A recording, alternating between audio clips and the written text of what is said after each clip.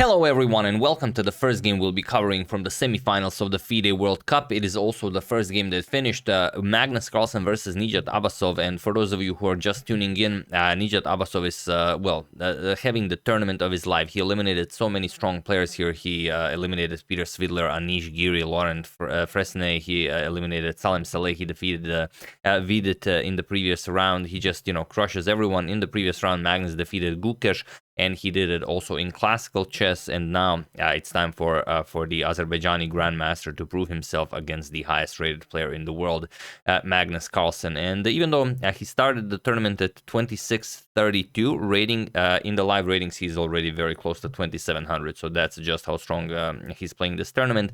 Not gonna spoil too much. Already you can see in the title that a lot has happened here. Let's check it out. It is Magnus with the white pieces, and he opens with pawn to e4.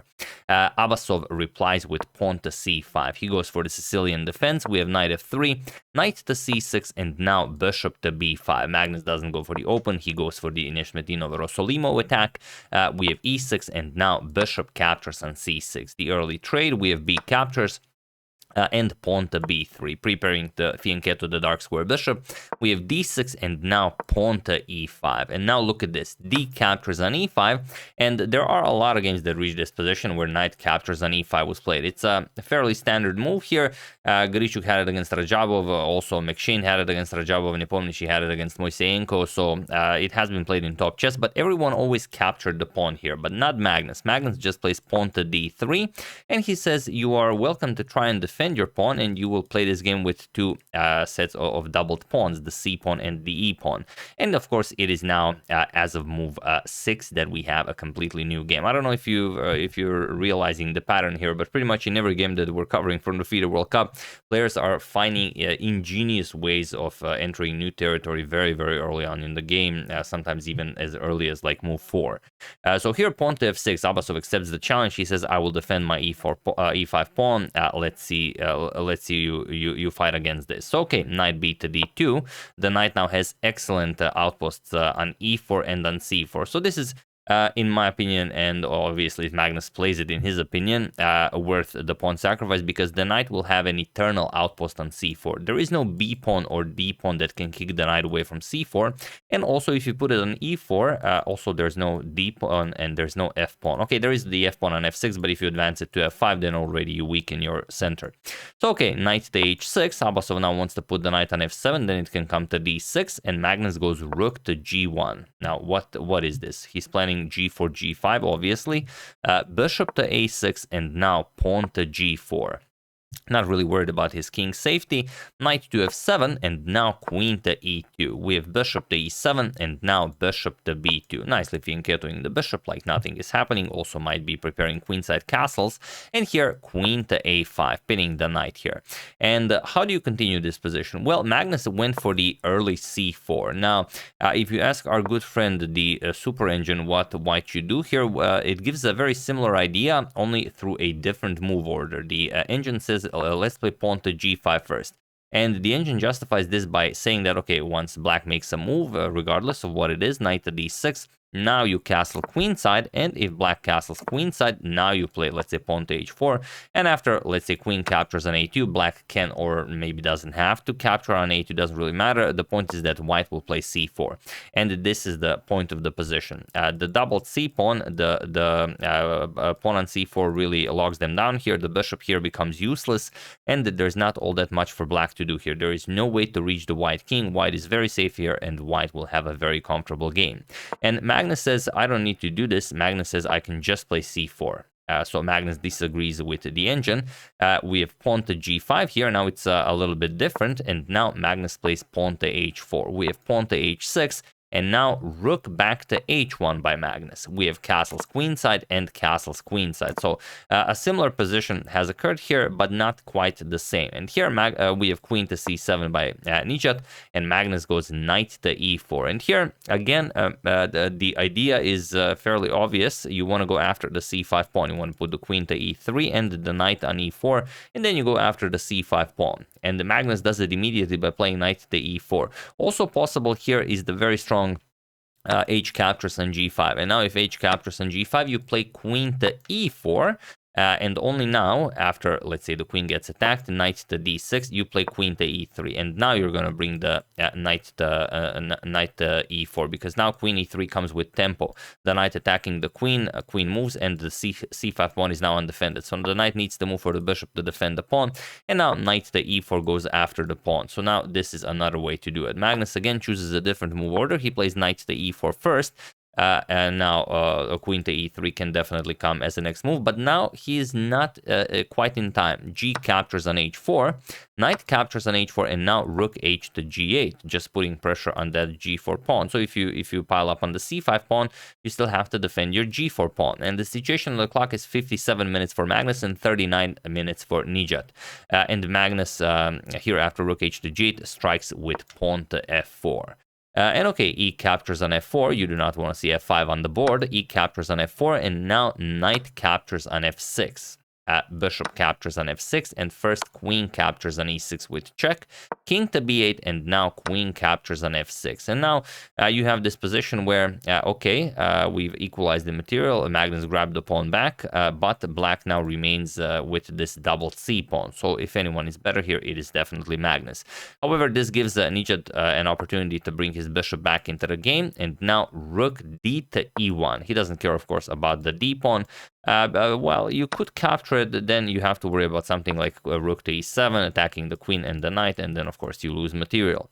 So instead, rook to d6 chases away the queen, and now queen captures on f4. Rook captures on g4, that's why the bishop came to c8. Also, the bishop on e6 was pretty much useless. Queen to e3, and now rook to e6. Puts pressure on the queen, queen back to d2, and now just knight to e5. And yes, it's maybe not as good a position as Magnus is, but maybe only visually, because the c pawns, while are very ugly, it does create a wall, maybe even an impenetrable one for Magnus to cross. Look at this. How do you attack the black king through this? And okay, king to c2. Magnus wants to improve the safety of his king. We have king to b7. Nijat does the same. And now rook to e3. Adds additional protection to the d3 pawn. Also, if you ever want in the future, you can even double up on the e file. 23 minutes for Magnus and 17 minutes for Nijat, and they are only at move 28. They need to make 12 more moves to reach time control. So here we have queen to e7, doubling up on the e file. Also, by playing king to c2, you don't have to worry about some nasty discoveries with knight to d3 check, and now knight to f5. Magnus attacks the queen here, queen to g5, and now we have bishop captures on e5. Look at this, bishop captures on e5. And now rook to g2 attacks Magnus's queen here. Magnus has to defend with rook to e2, and only now Nijat trades. Rook captures on e2, queen captures, and queen captures on f5. And it seems that the material is going down, and the game should fizzle out to a draw. However, let's see what happened. We have rook to h5, attacking the queen. This also indirectly defends the bishop here, because, of course, if you play rook captures here, then just queen captures. And, of course, now white is completely winning. If you capture, then it's rook against bishop, completely winning. So after rook h5, Nijat just goes back, queen to f7, and now, look at this. We have queen to h2 by Magnus, and by playing queen to h2, Magnus actually blunders the game. Now, it's not easy to spot why, but you guys are, of course, comfortable in your own homes or maybe driving a car, so feel free to pause the video and find a win for Nijat while I give you a couple of seconds.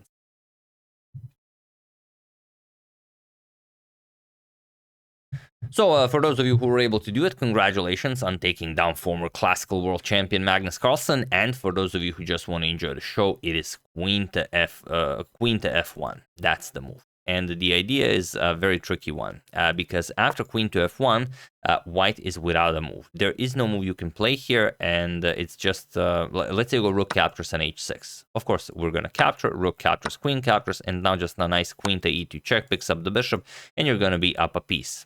Simple as that. And other moves don't really help you. If you play something like queen to d2, you try to help out with the defense. Now comes rook to g6, and now there is no defense against rook to g1, and you're just going to go after the white king. Look at this, it's a pretty funky line. Rook to h2, of course you want to stop the rook coming to the second rank, but now the rook comes to the first rank. Also, you had to defend against rook g2, this would just win the white queen. Rook g1, and now after bishop to b2, doesn't really matter what, you have to play something. There's always queen to b1 check, king to c3, and now bishop to f5. And look at this, the bishop is attacking the d3 pawn, the queen is attacking the d3 pawn, and that's pretty much it. Rook is coming to d1, and then 3 pieces will be attacking the d3 pawn. You will start capturing, and white's position completely falls apart. So that's what Nijat missed here, and Magnus missed it as well. Or the other way around, Magnus missed it. Unfortunately for Nijat, he missed it as well, and he played a rook to g6. And okay, Magnus gets a second lease on life. He plays bishop to f4, now puts pressure on the h6 rook, h6 pawn here, and rook to f6, pressuring the bishop, and just bishop to e3. Now stopping rook to f2. We have bishop to f5 now with some potential ideas of maybe even sacrificing the bishop on d3, but now Magnus plays bishop captures on c5. And now here you have to play rook to e6. Rook to e6 comes with a very nasty idea of playing bishop to g4, attacking the rook, also eyeing the e2 square, and then just dropping the rook to e2. So it's Magnus would have to slow down, stop his attack, and try to defend his own king. But here Nijat plays rook, queen to g6. He puts pressure on the d3 pawn, and now Magnus just very nicely plays king to c3. He sidesteps this. He says, all right, this is not a very interesting pawn. If you capture my pawn here with bishop captures, I'm just going to play bishop captures on a7, and this is pretty much a game over. There's no way to actually continue this, because now the rook has entrance to the queen side. Also, the queen has very easy entrance, especially if you capture the bishop. This would be completely winning for white. So instead, after king to c3, rook to e6 is played, but this also doesn't help, as here we have rook to h4. And believe it or not, again, Magnus blunders, not Magnus, but again, a position is blundered by playing the instant rook to h4. It gives Magnus a very good position, and both of them are very low on time. They still need to make 2 more moves to reach time control. The bishop captures on a7 here is just absolutely crushing. Now, okay, king captures on a7, otherwise you have nothing. It is just a game over. Queen to f2 with check, nicely connects with the bishop, and you're going to be down 2 pawns. King b7, rook captures here, and 2 extra pawns, of course, completely winning. So instead, after rook e6, rook to h4 was played by Magnus, but now, of course, you can come back into the game. Bishop to g4. This is move 39, 1 more move needs to be made, and queen to f4 is objectively the best move, but Magnus plays bishop captures on a7 now, and this is winning for Magnus unless Nijat finds a move that ruins his plans and forces a draw.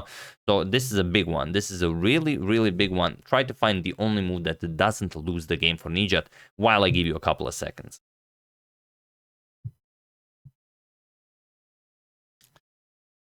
So for those of you who were able to do it, congratulations on being an excellent defender of almost indefensible positions. And for those of you who just want to enjoy the show, it is queen to g7 with check, which is very, very close to what Nijat actually played. He played queen to f6 with check, but it's important to play queen to g7 check because you defend the 7th rank. Now you can play pretty much whatever you want, doesn't really matter. You can go to b4, you can go to bishop to attack the queen. But point is, after king to b4, you can actually capture the bishop because now queen to c7 is not an option. And if you go back with bishop to d4, yes, this is possible, but still, just queen to g5. And now the queen gets access to the c1 square, and that's enough for black to hold the draw. However, after bishop captures on a7, he didn't play queen to g7 with check, he played queen to f6 with check, and it looks the same, but it just doesn't control the 7th rank, or more specifically the c7 square, and now Magnus is completely winning. He plays king to b4. Now, one way Nijat could have solved this position is if he just, thought to himself, am I paying enough attention to the b4 square? If he thought that, then he would have found queen to g7, but he didn't. That, what are you going to do? And now the problem is, if, of course, king captures on a7, then just queen to c7 check. That's it. And after king to a8, you can play whatever you want. Rook captures on g4. Now you're threatening rook to g8. And of course, if queen to f8 with check, you can just move the king. Now next, you're going to play rook to g7, checkmate the black king. Whatever you play here, of course, everything is completely winning. So Nijat tried one last idea, rook to e5, hoping that Magnus goes for the bishop with king captures on a7. But of course, Magnus doesn't. He plays pawn to d4, and now he's completely safe. He doesn't care what Nijat plays because whatever he plays even a check, you know, will be met with c5, and the rook will still be hanging, so he will always be a tempo up, doesn't matter what Nijat does. He did play queen to e7 with check, Magnus played pawn to c5, and he was in this position on move 43 that Nijat Abasov resigned the game, as there is nothing more to be done here. The point is, there's nothing for you to play. Next move, you're going to lose the rook. So you could maybe capture the bishop and then give up the rook, but that's pretty much pointless. And the real problem is if you move the rook, let's say you play this, you defend the bishop, just queen to b8 with check. If the rook moves, you allow the queen into the mating net, king to a6, and queen to b6 will be checkmate. So there is no move here. Only move you can play after c5 is like I said, this, and that d captures on e5. Also, the pawn is protected. There is absolutely nothing here for black. Absolutely nothing. Okay, you can trap the rook a little bit for the moment, but the queen will move. You can get the rook into the game. You can put the rook behind the passed pawn. Doesn't really matter where. Rook h1, rook d1. There's no counterplay here. So, of course, Nijat saw this after c5. He resigned the game. He congratulated Magnus. And now he will have the white pieces in the next game. If he can take down Magnus Carlsen, then he will be able to force tiebreaks. If not, it will be Magnus Carlsen in the finals, waiting for the winner of the match, Pragnananda versus Fabiano Caruana. That is still being played, the first game that's still being played while I'm recording this. So I will keep you guys informed. So yeah, that's the game. Hope you guys enjoyed it. Tough luck for Nijat Abasov. He had a win against Magnus here after Magnus, you know, carelessly plays the queen on h2. He had queen to f1, but again, you trust Magnus. Is the Magnus effect. Many have fallen victim to it, and now he joins the ranks. So yeah, once again, really hope you guys enjoyed it. I would like to thank Serena Vaskashep, BulletChessThriller.com, Gustavo Adolfo Chaves, Michael Shui, and Yun Yang for your contribution to my channel. Thank you a lot. I really appreciate it. As usual, you can check 2 of my previous videos here. Thank you all for watching, and I will see you soon, continuing the coverage of the FIDE World Cup until it finishes. So thank you all. I will see you soon, and have an excellent rest of your day.